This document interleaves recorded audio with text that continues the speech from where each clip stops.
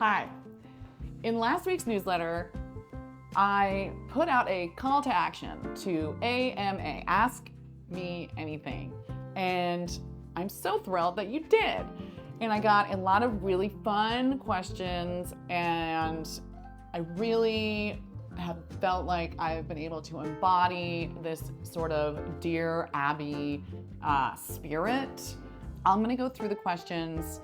If I have recommendations or suggestions, I will leave those as follow-up in the comment section to your direct question.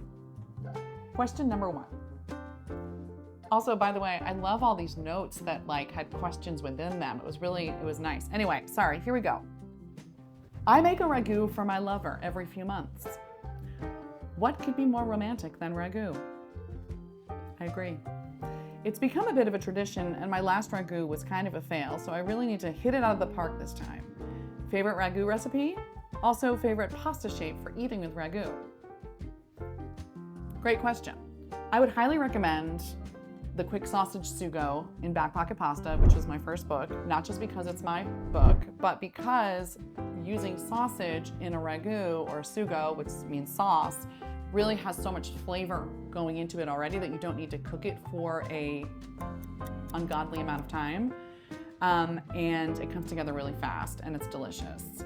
If you did want to spend hours making a ragu style dish, I would suggest trying Marcella Hazan's bolognese, which I'm sure is delightful. I have not made it yet, but although I am thinking about making it this weekend.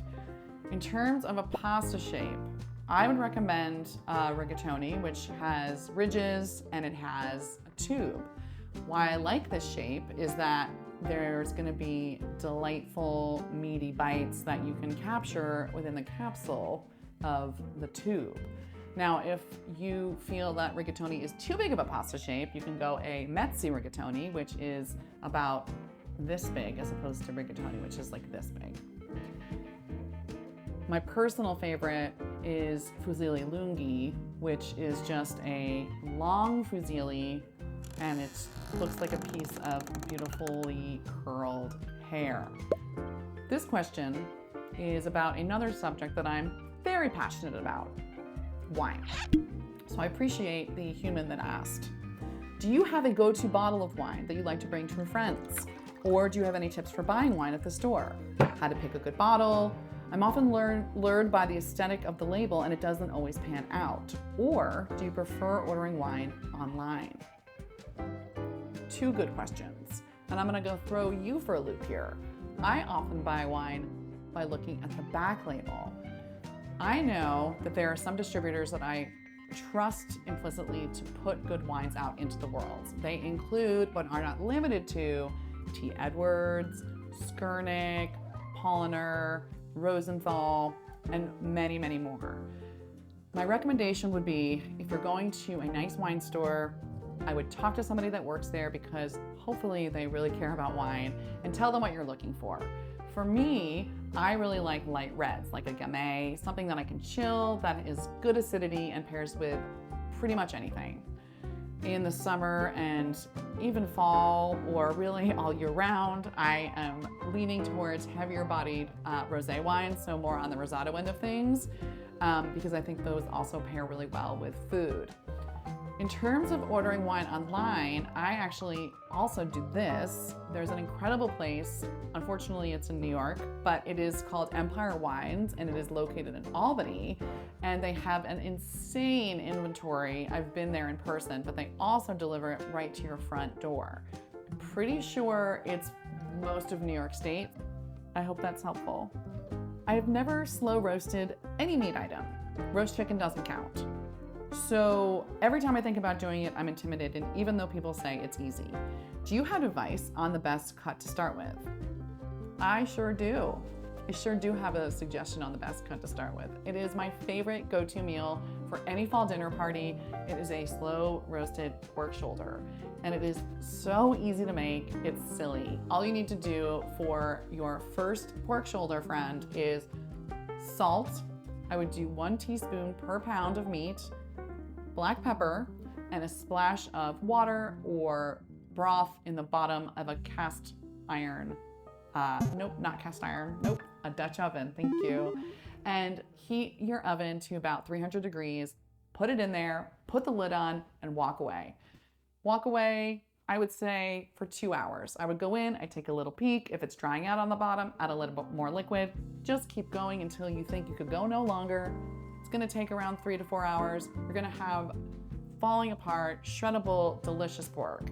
I would then turn the broiler on and broil it for about 2 minutes, just till the top gets golden, a little bit crispy. I'm gonna drop in my slow roasted pork shoulder in the comments so you can see how easy it is.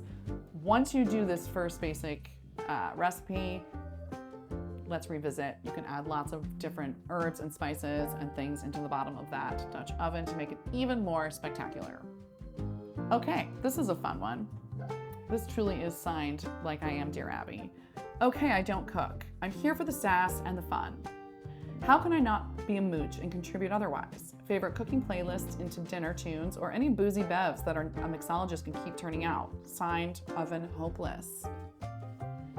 Oven Hopeless, I have a great suggestion for you.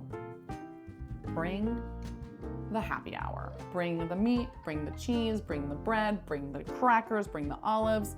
And in terms of cocktails, I would suggest pre-batching Negronis, which is the easiest cocktail in the world to make. It is 2 parts equal of Campari, gin, and sweet vermouth. So I know you can do some math. I would put it in a pitcher, stir it all up, and make sure to have lots of ice on hand. I don't have a fall playlist yet, but you've inspired me to create one, so I'll be back at you soon. This one's from Erica. I love your recipes so much. I'm also obsessed with your picnic snack dinners that you make from the leftovers you refer to in your cookbook. Thanks, Erica. I always want something green with dinner, or it's not a meal. I do get tired of green salad every night or steamed broccoli in the winter. I'm curious what one of your favorite go-to quick green idea is, or how you add some excitement to these 2 staple plates. Great question. So I'm a big bitter greens person. I love broccoli rabe, I love escarole. I love anything that has a little bit of bite to it.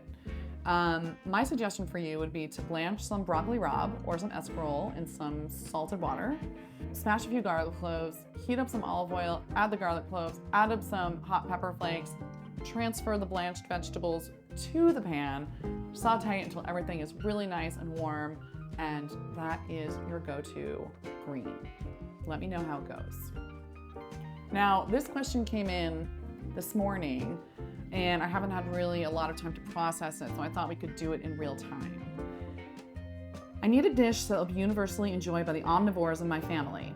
I maintain a restricted diet, which can be best described as whole foods and plant-based. In my cooking, I do not use salt or sugar. I keep my oil to a very minimum. Under these restrictions, my family rarely eats the dishes that I make. To find a main course that is whole food and plant-based without salt and sugar is hard enough, but to make it universally enjoyable to my family is key. I'm asking you to your top suggestions under these conditions. I'm not gonna lie, this is a tough one, Christopher. I can't really help you here. All food needs salt. You don't have to go crazy with salt, but you need salt. I can go without sugar, and I stand with you on that. We don't need it. But if you want things to taste good, you need to add some salt. If you wanted to make something that was vegan and delicious, I would suggest my roasted tomato and white bean stew from the New York Times, which was the #1 recipe, vegetarian, from 2020. It also happens to be vegan, and it's delicious. Just don't forget to add the salt. I haven't gotten to everyone's questions today, which means we're gonna do another one of these. So if you haven't had a chance or forgot or have another question, please drop it in the comments and we will cover everything in the next class. Thanks for watching. See you soon.